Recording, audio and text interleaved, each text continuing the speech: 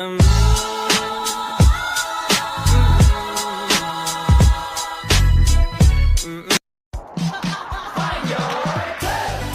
함께 달려 Ready for action, let's go trouble 물을 쳐주러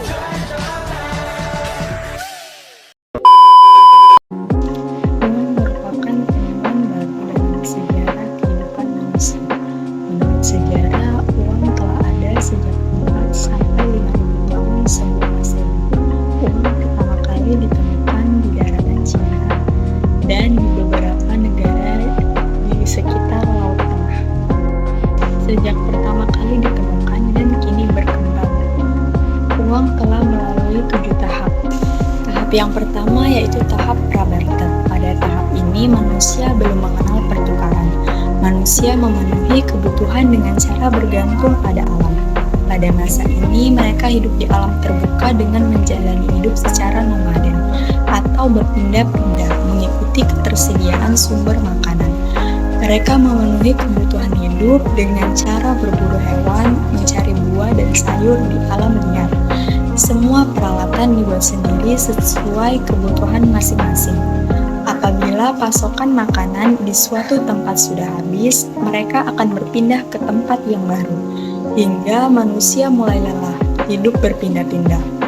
Peradaban manusia yang semakin maju mengakibatkan kebutuhan manusia semakin bertambah, dan manusia mulai merasakan kebutuhannya tidak dapat dipenuhi sendiri, atau yang disebut dengan tahap barter, yaitu tahap kedua. Manusia melakukan barter atau pertukaran barang dan jasa dengan barang dan jasa lainnya. Misalnya menukar sekarung terigu dengan sekantong beras, petani padi saling bertukar dengan petani sayur, dan juga peternak. Seiring berjalannya waktu, barter terus berkembang dan menyebar ke berbagai negara. Akan tetapi, sistem barter ini mempunyai banyak sekali kekurangan dan kesulitan, seperti yang pertama, sulit menemukan kedua belah pihak yang mempunyai keinginan dan kebutuhan yang sama.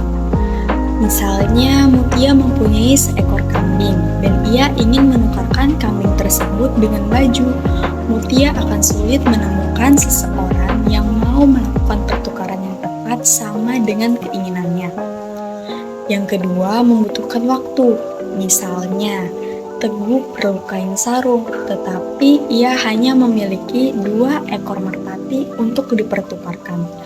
Agar kebutuhannya terpenuhi, Teguh harus mencari orang yang membutuhkan 2 ekor merpati dan memiliki kain sarung untuk ditukarkan. Yang ketiga, sulit menentukan standar pertukaran yang tepat. Misalnya, 1 ekor kambing setara dengan 10 helai baju. Kondisi kambing tidak selalu sama, ada yang gemuk, ada juga yang kurus. Demikian pula ukuran baju. Yang keempat, tidak semua pemilik barang mau menukarkan barang dengan kebutuhan. Yang kelima, pembeli tidak bebas dalam menentukan pilihan, karena dibatasi oleh ketersediaan barang dan keinginannya untuk melakukan pertukaran. Contoh, menurut standar 1 ekor kambing setara dengan 10 ekor ayam. Bagaimana kalau kita membutuhkan 15 ekor ayam? Tentu sulit memenuhi pilihan tersebut. Dan yang keenam, sulit untuk melakukan pembayaran tertunda. Jika seseorang ingin menunda pembayaran, ia akan kesulitan karena orang lain ingin saat itu juga barangnya dipertukarkan. Kesulitan yang timbul dalam sistem barter mendorong manusia untuk menciptakan cara pertukaran yang lebih praktis, yaitu menggunakan tahap ketiga, uang barang. Uang barang adalah barang yang disukai oleh setiap orang dan diterima semua pihak sebagai alat pertukaran, antara lain kulit kerang, tulang binatang, garam, teh, tembakau, senjata tajam, dan batu intan. Cara pertukarannya, barang yang dimiliki mula-mula ditukarkan dengan uang barang. Kemudian, uang barang ditukarkan dengan barang yang dibutuhkan. Contohnya, Adi memiliki 1 ekor kerbau. Ia membutuhkan 2 ekor kambing. Adi menukarkan kerbaunya dengan uang barang, lalu ia menukarkan uang barang dengan 2 ekor kambing. Walaupun sudah lebih maju, uang barang masih memiliki kelemahan. Antara lain, nilai yang ditukarkan belum mempunyai pecahan. Banyak jenis uang yang beredar dan hanya berlaku di masing-masing daerah tertentu. Uang barak sulit untuk disimpan dan diangkut atau dibawa. Penggunaan uang barang mengalami beberapa kesulitan karena tidak mempunyai ukuran, berat, bentuk, dan identitas yang pasti. Uang barang sulit dipecah menjadi satuan yang lebih kecil dan sulit dibawa atau tidak praktis.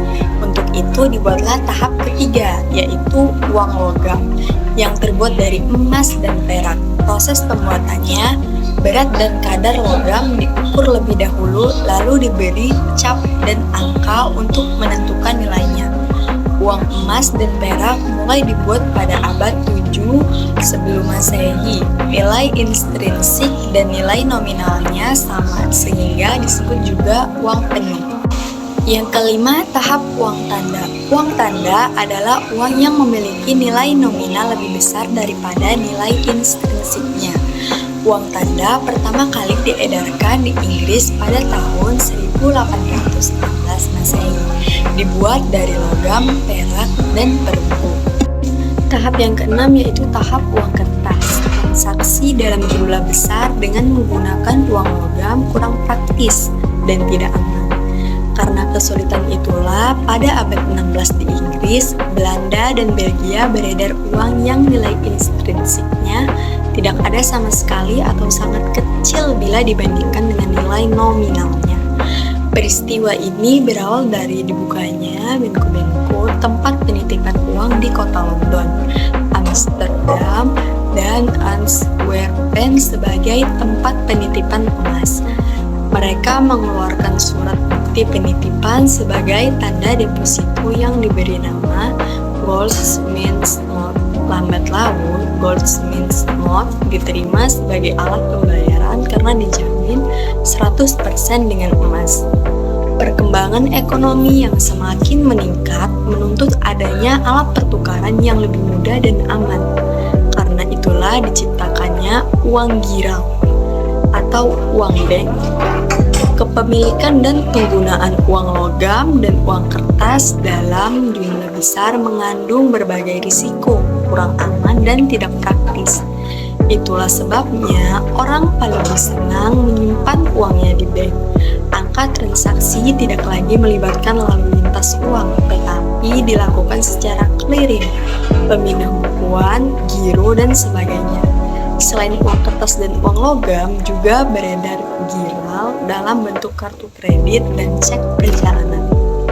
Nah, itulah tadi pembahasan tahap-tahap perkembangan uang. Thank you for watching semua. Bye-bye.